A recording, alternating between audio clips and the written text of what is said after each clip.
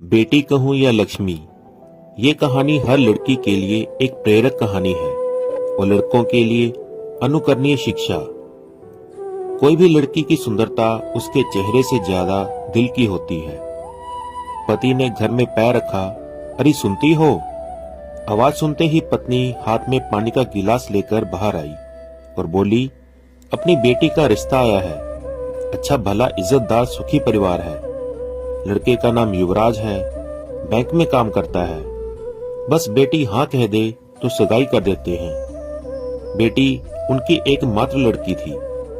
घर में हमेशा आनंद का वातावरण रहता था। कभी कभार सिगरेट व पान मसाले के कारण उनकी पत्नी और बेटी के साथ कहासुनी हो जाती, लेकिन वो मजाक में निकाल देते। बेटी खूब समझदार और संस्कारी थी। एसएससी पास करके ट्यूशन सिलाई का काम करके पिता की मदद करने की कोशिश करती।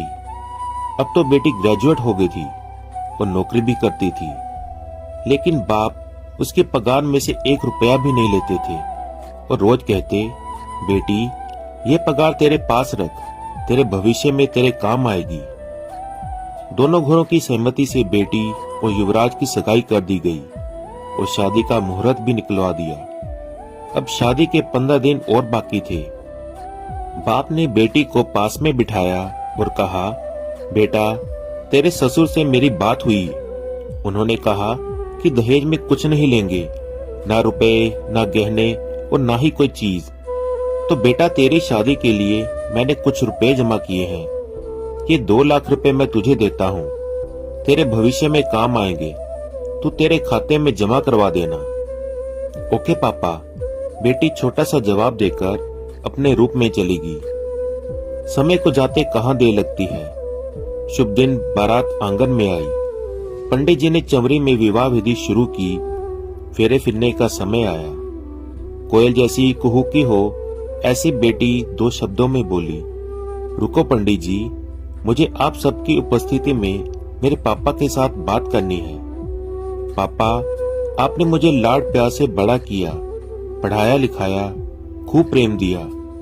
इसका कर्ज तो चुका सकती नहीं, लेकिन युवराज और मेरे ससुर जी की सहमति से जो आपने दिया 2 लाख रुपए का चेक मैं वापस देती हूँ।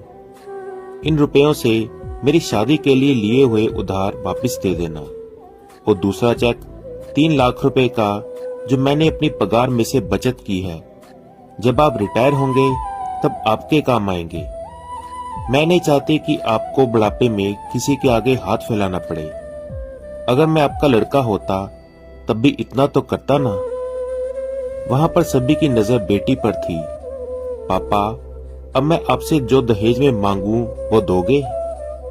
बाप भारी आवाज में, हाँ बेटा, इतना ही बोल सके। तो पापा मुझे वचन दो, आज के बाद आप सिगरेट को कभी हाथ नहीं लगाओगे।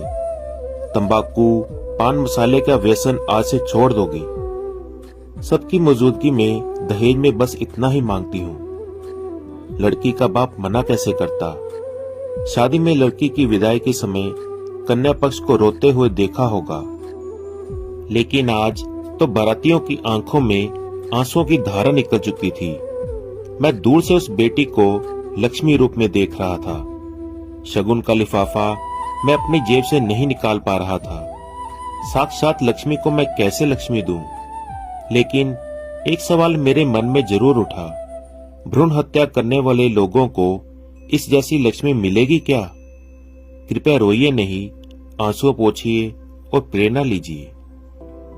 तो दोस्तों, कैसी लगी आपको ये कहानी? प्लीज कमेंट करके जरूर बताएं और इसी प्रकार की अच्छी और सुंदर कहानियां सुनने के लिए चैनल को फॉलो करना और सब्सक्राइब करना ना भूलें। धन्यवाद। जय श्री कृष्ण।